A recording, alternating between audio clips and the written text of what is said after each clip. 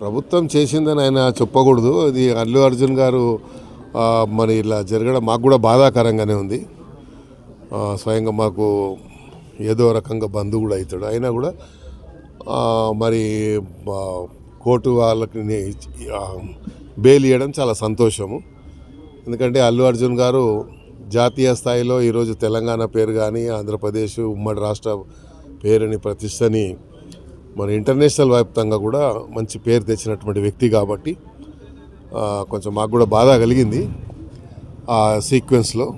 అయితే థియేటర్ యజమానులు కూడా చెప్పడం ఏంటంటే మేము ముందే పర్మిషన్ తీసుకున్నామని చెప్తున్నారు. మరి పర్మిషన్ని రిజెక్ట్ చేశారా లేదా అనేది తెలియదు. కాబట్టి ఏదేమైనప్పటికీ కోర్టు ద్వారా న్యాయం జరిగింది కాబట్టి చాలా సంతోషం.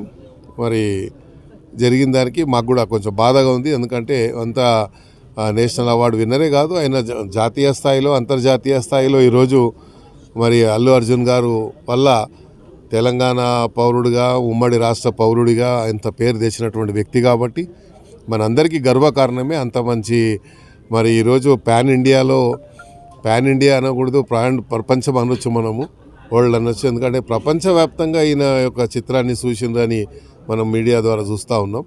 కాబట్టి ఒక దురదృష్ట సంఘటనగా నేను భావిస్తున్నాను, కొంచెం చింతిస్తున్నాను కూడా.